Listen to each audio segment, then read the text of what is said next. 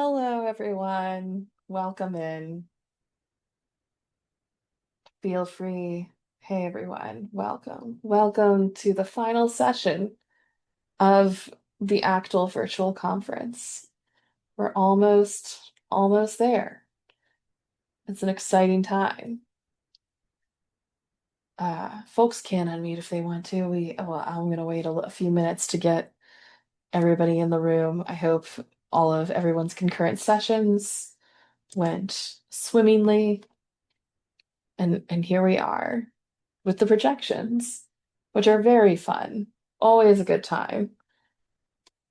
Here's Keys. Welcome, everyone. Welcome. Hello, Keys. I was just talking about how fun the projections are. This year we've got some real interesting ones. They're in no particular order, as in the order that were there on the website, which was not a particular order. It was an order that just happened based off of I don't know what the Google form populated as. Um, so because we had to move things around as we were doing stuff. So who knows? It's just whatever order that was.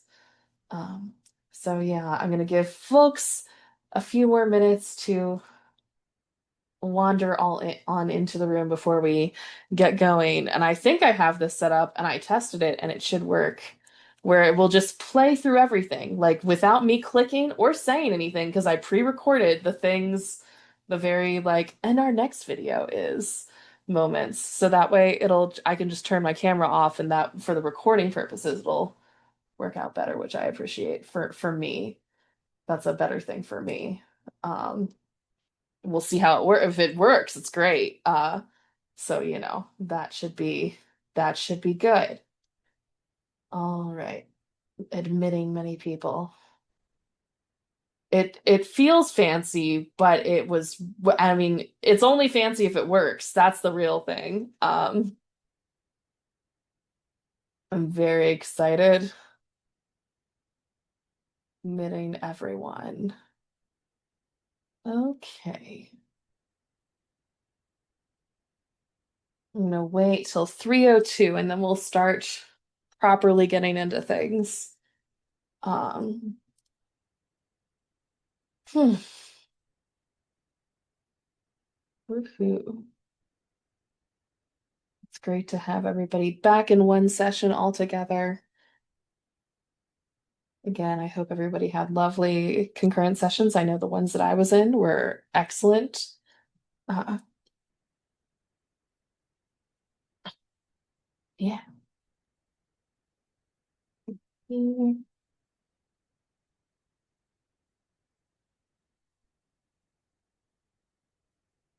All right. And it is 3:02. I will continue to admit people. Oh, let me make some co-hosts. That way other people can admit people too. That would make my life easier as a human being. Let me figure out where people are. Let's see here. Everyone's doing awesome ACTAL stuff. Dell, you are co-host now. Um, Jonathan, I'm gonna make you co-host, even though you probably don't want to be.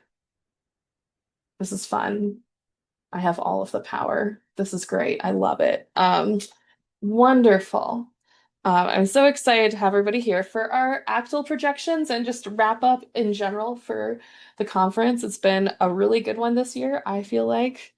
So I'm excited for this final session. So, how this goes. All the videos will play in succession with title slides in between. So, grab your popcorn now, get ready, and they're just gonna keep on rolling. And the title slides have narration on them, so say the name of the presentation and the names of the presenters. And if you have questions, if you want to comment, talk amongst yourselves, great opportunity to go to the chat. So go to the chat, you can ask questions. If the presenters are here, they can answer, chat about it. Welcome to respond and chat about the videos. Um, oh, it's not in full screen. What is happening? Like it's full screen, but we can see it says PowerPoint at the top. Oh, yeah, to have it be windowed, it was being very annoying about that. So, I don't know if I can get rid of that. Good question. Um, I'm trying to see if I can do anything Yeah. to fix that. Might have to just go with it for now. I apologize. Yeah, no But problem. hopefully it still works out. But yes, after the video is played, there will be a brief period to ask any follow-up questions. So, or brief, as long as needed, and then any announcements that folks need to make, you know, anybody can make an announcement, I guess. I probably, I don't know. So great. Are we all ready? Everybody ready to go? Wonderful. Well, here it goes. First up, we have a video essay about making a video essay about Our Reimagined Space by Lisa Hooper, Head of Media Services, Tulane University. You're watching a video essay about making a video essay about Our Reimagined Space, also known as What Was I Thinking? A short video essay by Lisa Hooper for ACTAL 2025 Virtual Conference. In this essay, you'll see how it's a mashup of two ideas that should never have been brought together. So we're short on time, so let's begin. And I began by trying to figure out what in the world is a storyboard and what do they look like. Nothing says let's learn about storyboards with Scott Spicer's super fab book than waiting for the dryers at the laundromat. Basic appreciation for storyboards unlocked. It's time to find a template. After much searching and noodling about, I am just as intimidated as ever and retreat to my comfort zone. Paper, pencil, copious amounts of coffee, and nearly illegible scribble. Plan in hand, I start gathering A-roll and B-roll and a random selection of still photos. Now, here I thought it was time to start putting it all together, but when I opened the folder with all my collected content... Let's quickly sort our files. Okay, now let's speed through putting it all together.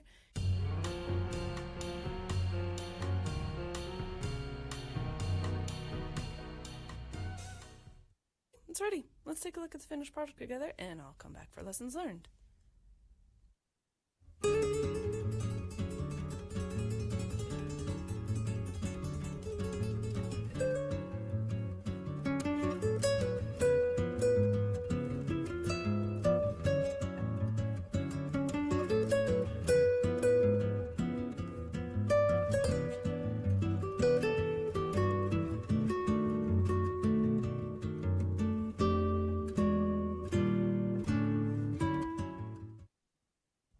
Okay, well, that was something. Here are a few things I learned. 1, I am a terrible videographer. Should not be doing this. 2, I actually made a thing, and if I can do it, anyone with the right tools and a little bit of support can.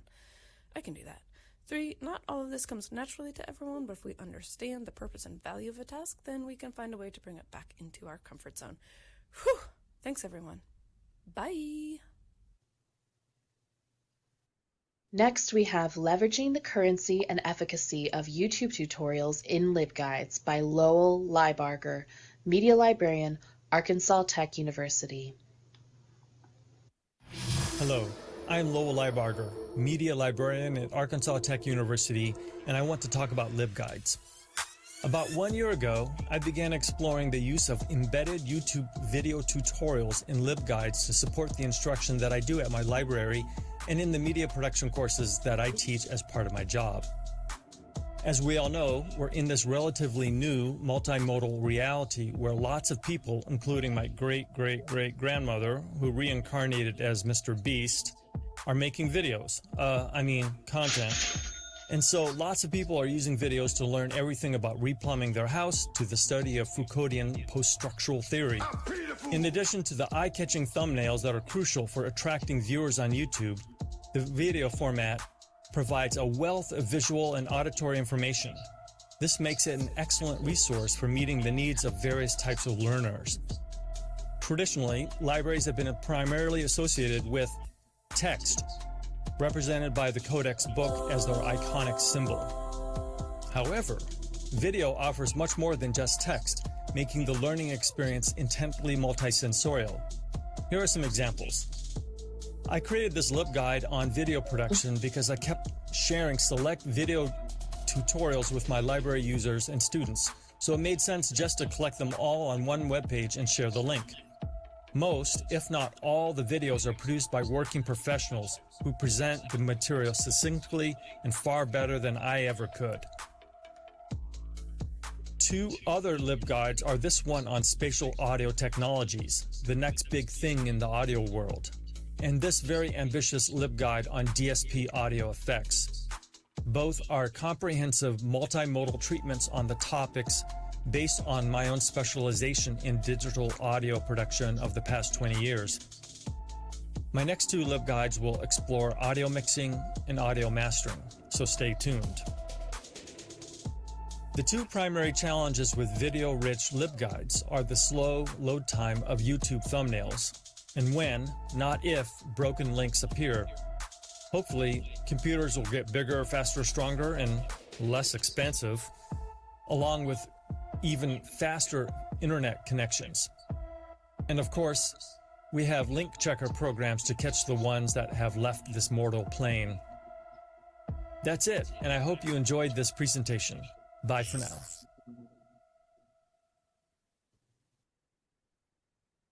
Summer Fun, Department Playdates in the Makerspace by Michelle Brannen, Head, Immersive Spaces and Technologies, University of Tennessee, Knoxville.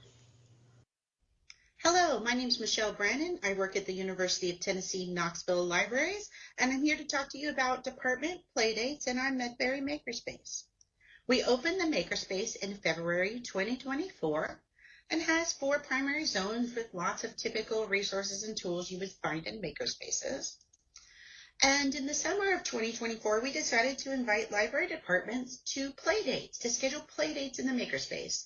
These Playdates would do 2 things. They would allow library staff to learn more about the resources and services we're providing in the Makerspace, and it would also provide department bonding time for people to get to know each other. We've had a lot of new hires in the past few years, and I bet you have too, so this worked out well for that. Why Playdates? I had to definitely talk to our administration about why we should do a program like this, and there's a lot of benefits to play if you look in the literature, but specifically at work, play can lower stress, it can help you with building those work relationships, but also it really can increase your energy and brain function and boost your innovation and creativity. So all of those things that help you become better problem solvers that we always want at work. So there's a lot of benefits to play. The Playdates really work like this. We talk to the department heads about scheduling them, how many people are in their departments, and what types of activities they might want to do. We suggested activities, they suggested activities. We came upon an agreement of what things we would do. One of the Playdates was even a baby shower. We made a baby mobile as our crafting item in that Playdate. The most popular Playdate activity was using the MakerWorld nameplate generator to create some fun nameplates for people's desks. We had them design it, pick their emojis, pick their filament colors, and then Makerspace staff printed them afterwards and delivered them. Those were by far the most popular. The Playdates were really successful. We've had departments requesting a second Playdate this summer, and we've even had some departments outside the libraries asking if they can schedule a Playdate for their employees. It was an easy program to set up. It definitely promoted information about our Makerspace, and I would encourage you to try it at your library. Now, building community through 3D printing. Lessons from a student-led 3D printing team and library makerspace by Leanne Ney, Creative Technologies Librarian, Indiana University Libraries, and Paulina Adams, MLS/MIS candidate, Indiana University Libraries. Hi, my name's Leanne Ney, and I'm the Creative Technologies Librarian at Indiana University. And my name is Paulina Adams, and I'm a Master's of Library and Information Science candidate at Indiana University. Today we're going to share a successful partnership between our library makerspace and a student group. First, a little bit about our Makerspace, where we focus on 3D printing, sewing and crafting, and equipment lending. We're in the process of opening a much larger space called the Creator Commons, but for the past 4 years we've operated in the Wells Library Makerspace with just 2 Prusa printers. We allowed students to print up to 8 hours a week for free, and our printers were running constantly. I manage our Makerspace and also serve as the faculty champion for the 3D printing and design team. The 3D printing and design team is a part of a larger organization on campus called the Center of Excellence for Women in Technology.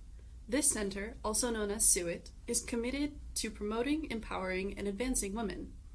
SUIT does this by providing opportunities to learn about various technologies, as well as creating leadership positions for students to network and gain job experience.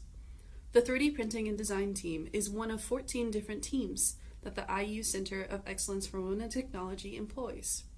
We as a team support this mission by planning fun, entry-level events where people can learn more about 3D printing design, processes, softwares, and printing. An example of such would be the crash course event that our team plans and hosts every year. This is a beginner-level event in which we invite anyone to join us in learning how to design and 3D print from start to finish. This previous year, we hosted our crash course event in February and used Valentine's Day themed bookmarks to teach everyone how to design using Tinkercad software, how to prepare designs that they made in a slicer, as well as how to operate Prusa 3D printers to print the designs they created. Not only were participants able to walk away from this event with the items that they created, but they gained confidence through this hands-on experience to try designing and printing on their own, using the resources available to them on campus at the Wells Library Makerspace and soon at the Creator Commons. The 3D printing and design team does an excellent job of creating a relaxed atmosphere where students feel comfortable trying new things and learning from each other.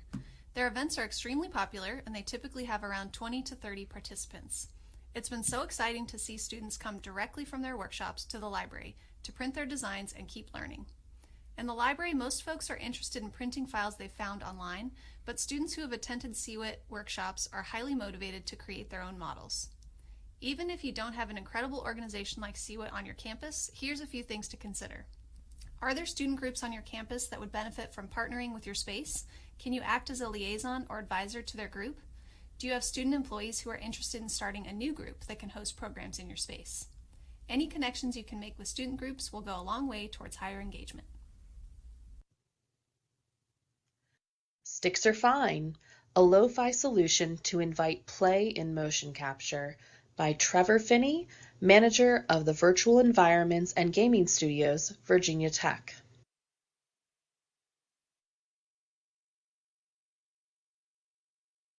Hi, my name is Trevor Finney. I'm the manager of the Virtual Environments Studio and the Gaming Studio at the University Libraries of Virginia Tech. I've been experimenting with lo-fi solutions to make motion capture technology feel more approachable by swapping sleek plastic controllers and abstract performances for parking lot sticks and familiar acts of play. I've been doing this because there seems to be an inverse relationship between how impressive a technology is with how much students and patrons want to actually use it. This is a tricky problem because one of the best parts of having tech like this is showing off how impressive it is. But it seems that the arcane technology typically just communicates, you must already be at least this impressive and interesting to use me. And who among us is actually that interesting or impressive? For me, playing in the backyard as a kid and imagining that sticks are actually spaceships or some other fantasy object is a motion capture performance in itself. The stick is my motion tracker, my imagination, the renderer, and I, the pilot, am the performer. So that's what I built. I got sticks from our parking lot and some free 3D assets from Sketchfab. I lashed the sticks together with twine and glue and put trackers on the ends to link the 3D objects to. As soon as people pick up the stick controller and see the spaceship move as they move, they start to engage in play, twirling or swishing it around in parabolas as if it was flying. This tees up conversation on what physical materials, acts of play, or imagined worlds they might be conjuring up themselves and who they'd want to show it to. This has been a small but powerful adjustment in how people engage with the motion capture space. Even if they don't end up using it, they walk away having experienced it. Hopefully, they even feel inspired and curious by the possibilities, in addition to being impressed by the tech. Thank you. Next, Beyond Books, Empowering Innovation Through the Gadgets Lending Service by Sierra Cooper, Public Services Associate Lead, Georgia Tech. The Georgia Tech Library Gadgets Lending Service, known as Gadgets, is a free equipment lending service that meets the computing, academic, and video film production needs of the Georgia Tech community. We have 2 tiers of Gadgets lending, Gadgets and Gadgets Pro. Gadgets is readily reservable consumer-grade equipment, while Gadgets Pro is professional-grade equipment that costs more than Gadgets items and requires successful completion of Canvas courses before items can be reserved. Through the use of our equipment, students feel empowered to create all types of multimedia assignments for courses, professional research, and personal projects that aid in not only their academic growth and achievements, but their career and personal growth as well. We loan a wide variety of equipment such as PA systems, DSLR cameras, GoPros, podcasting kits, lights, iPads, 360 cameras, microphones, microscope cameras, and so much more. To effectively and efficiently run this service, we have created clear and firm policies. These policies ensure that equipment is returned and readily available for the next patron, that everyone has a fair chance at reserving equipment, and decreases the amount of damaged and lost equipment. Some of our policies include defined loan periods, overdue fines, no renewals but allowance for back-to-back bookings, cancellation procedures, replacement fines and fees, and a strict lead time for requests. Libraries are constantly adapting and evolving, and equipment lending is one of the ways that we are redefining the role of the library at Georgia Tech. It is no longer a place for just books. It is a hub for collaboration, creativity, and innovation. With the input of our faculty, our staff, and our students, we have been able to adapt to the needs of our community and grow our gadget collection to what it is today. The Gadgets collection is one of the most circulated collections within the Georgia Tech Library. The Gadget service aims to make expensive technology accessible to students, faculty, and staff. As of right now, there is no formal marketing for this service, and all of it is word of mouth. Overall, the Gadget service is circulating well and has proven to be useful for those who know about and use the service. However, there could be better ways to market it to get full usage out of all the items. We are open to any suggestions or ideas on how to do so. Thank you for your time. Leveling Up, Empowering Student Employees and Growing Makerspace Programming by Lily Murray, Undergraduate Experience Librarian, Northern Kentucky University, and Samantha Geiger, Makerspace Coordinator, Northern Kentucky University. Good afternoon and welcome to our projection titled Leveling Up, Empowering Student Employees and Growing Makerspace Programming. We'll share with you our Makerspace programming plan for the upcoming year, including how we'll leverage student employees for this programming. I'm Samantha, the Makerspace Coordinator. I've been at Steele Library since 2021, and I graduated with a BFA in Visual Communication Design from NKU. I've been working in Makerspaces since 2019. I'm Lily, the Undergraduate Experience Librarian at NKU. I joined the team in July 2024, and my main responsibilities include undergraduate-focused programming, outreach, and instruction. Our Makerspace is called Stego Studio. It opened in 2021 and includes a wide range of Makerspace technologies. The space is managed by one full-time employee, myself, the Makerspace Coordinator. Daily operations, like assisting walk-in users, are managed by our student employees. Stego Studio began offering programming 2 years ago. The programs have historically been monthly programs planned and led by Samantha, the Makerspace Coordinator. When I started last year as the Undergraduate Experience Librarian, I started working with Samantha to build capacity and expand our programming. We began offering crafternoons, infrequent low-tech creative drop-in programs planned and run by our student employees. Our trial run of these programs was successful, and with my addition to the team and help from students, we knew we could level up. Samantha and I worked together to expand upon these programs. This upcoming year, we'll offer 4 types of programs. We will continue to offer monthly workshops which focused on higher tech projects, as well as crafternoons again, both of which are aimed at undergraduate students. We will be trying 2 new programs this year aimed at our wider campus audience. First, we'll be offering monthly fiber arts meetups, which will be a place for members of the NKU community to come together and create. Secondly, we'll be piloting Maker Talks, in which we invite partners and makers across campus to share how they use the makerspace in their artistic practice. As we offer more programs, we will be relying on student employees to assist in the planning and implementation of programs. Students will take the lead on crafternoons, identifying the craft and the supply list. They'll work with Lily to get them scheduled, and Lily or myself will be present to support them as they lead their programs. We also plan on including them more in the workshops this year. Lily and I will lead the workshops, but when schedules allow, we plan on having students present to assist students with hands-on portions of the workshops. Lastly, we'll be building on last year's approach to assessment to gather even more data. In previous years, we mostly tracked numbers of attendees.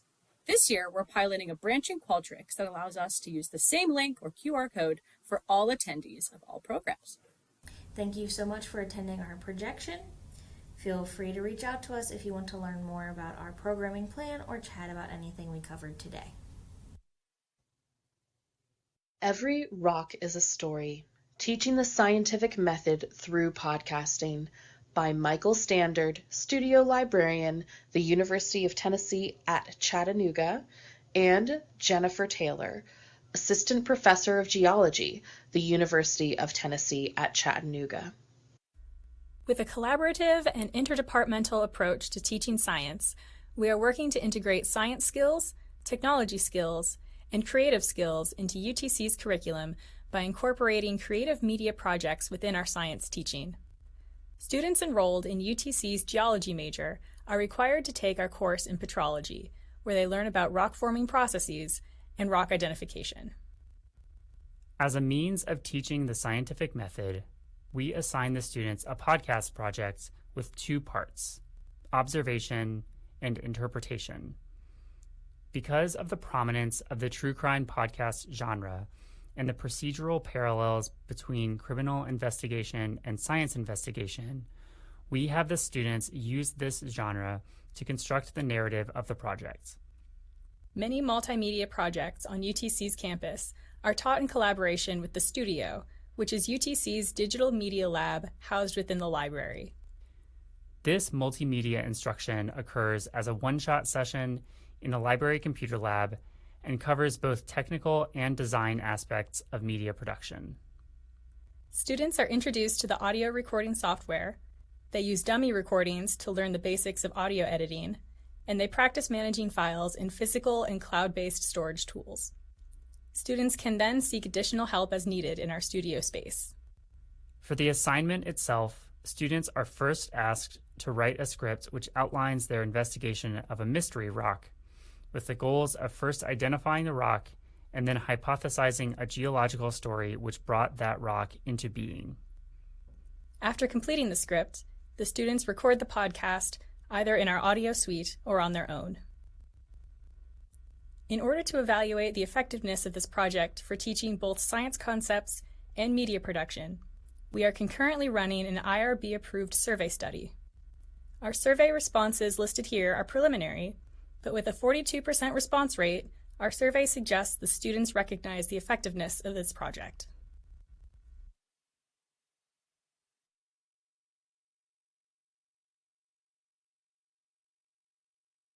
Now, equipment training, looking backwards and forwards by Dana Diamond, Multimedia Development Specialist, University of New Mexico.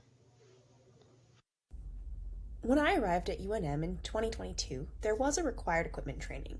It essentially went over how to use some basic equipment, cameras, mics, one of the lights. It was done in person, scheduled for a time when we had at least 3 student workers on the desk. This created a significant hurdle for students looking to borrow equipment and a time drain on the student workers.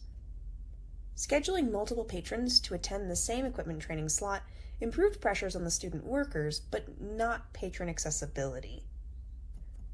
When we decided to create an online equipment training, one of the biggest questions was where to host it. My options were Qualtrics, Canvas, LibCal, and Microsoft Forms. I ended up selecting Microsoft Forms as it was accessible without having to make any special requests to access software, and it was the easiest to push data from.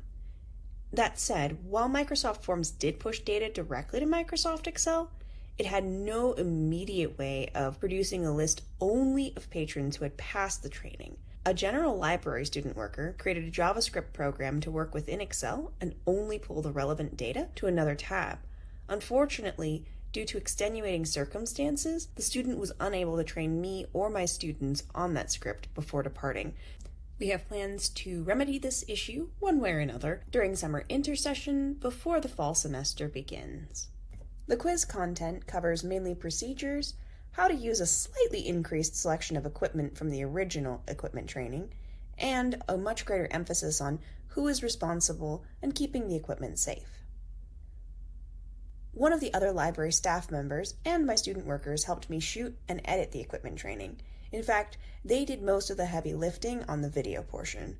I found that worrying less about the technical quality and more about the informational clarity really made it a more functional and easier to make, more achievable project.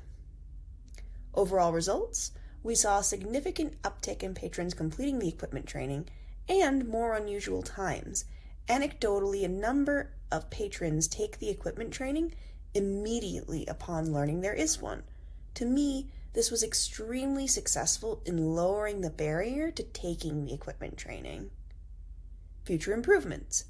We are working on higher quality video for improved visual clarity and to identify questions that are frequently answered incorrectly so that we can adjust the training and the questions for increased clarity for patrons. My name is Dana Diamond. I run the Adobe Creative Commons at the University of New Mexico, and I am more than happy to discuss this in further depth if anyone is interested at all. My email is ddiamond@unm.edu, and I can't wait to hear from you.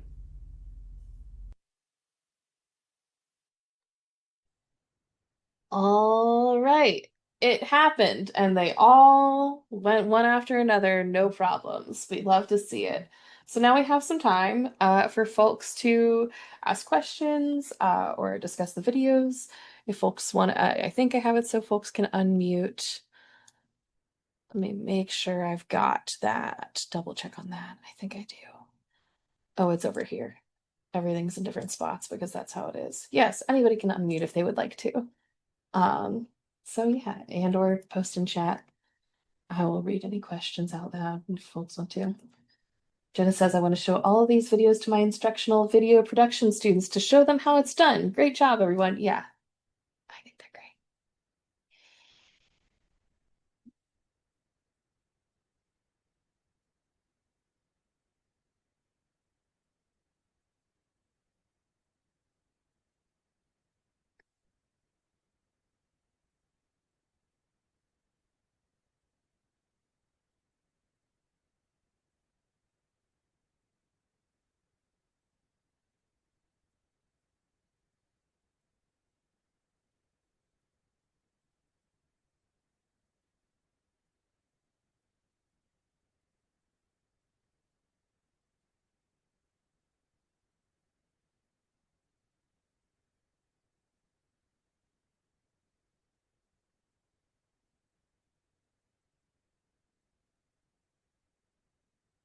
I should also say if any of the presenters want to say a few more words about your presentation, please feel free to as well.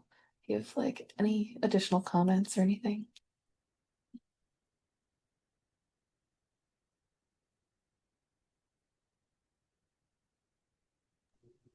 think everyone's just stunned by how awesome everything was. It was great getting to see them ahead of time. I'm like, oh my gosh, this is so fun. This is gonna be great. I'm so excited. I was personally very excited. I think there was like a request for the specific the LibGuide that had all the tutorials in it. And so I think if that could get dropped into the chat, there'd be some people very excited for it.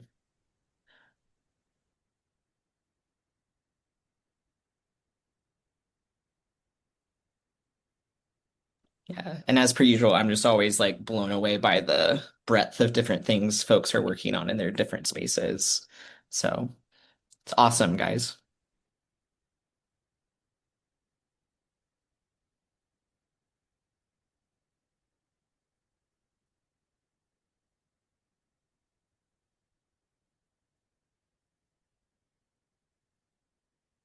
Greg has concerns about how to find a state-approved vendor for parking lot sticks. Yeah, that's always going to be a challenge. Yeah, I don't know what the purchase order looked like for those that Trevor had.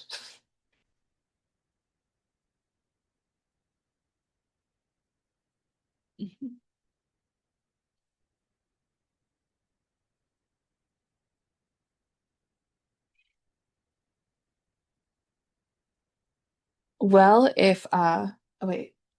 Oh yes. It looks like we've got some LibGuides coming in the chat.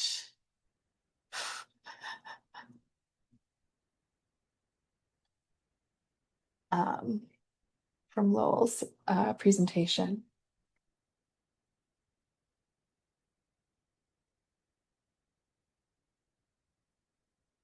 Any other comments, questions, concerns, happy thoughts?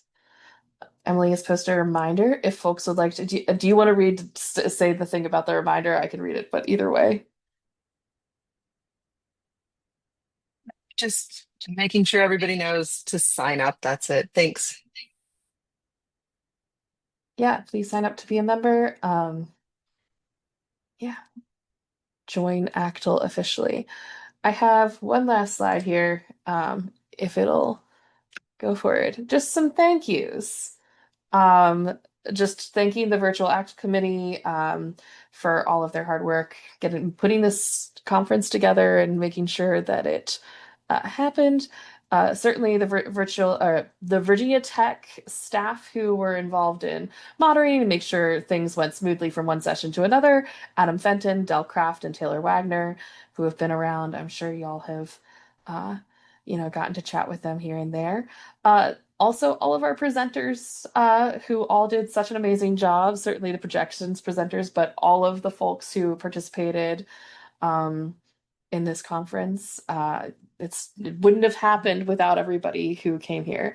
And also Appalachian State University, who will be hosting the next virtual ACTAL, and Hannah, who is going to take on the host duties. So that's very exciting. And of course the ACTAL board for all of the work of doing all the other things behind the scenes and getting things going. And all of you, everyone, and you, I mean you here who've come to the conference and made it what it is. Oh, thank you. Yay. Does anyone else have any other announcements? I'm particularly thinking board folks, any other things that people need to share?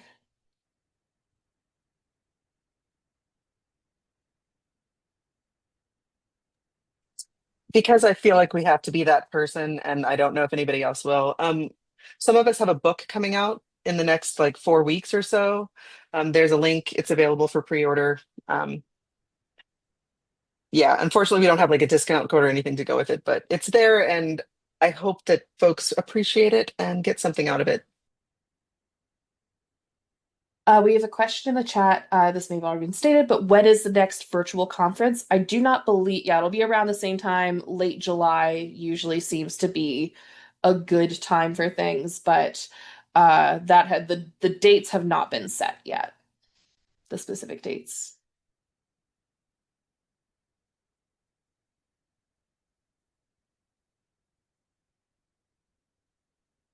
And I know that registration, as talked about in the earlier sessions, registration is going to go out soon for the in-person conference. So keep an eye out for that, as well as, all things in-person ACTAL coming up next.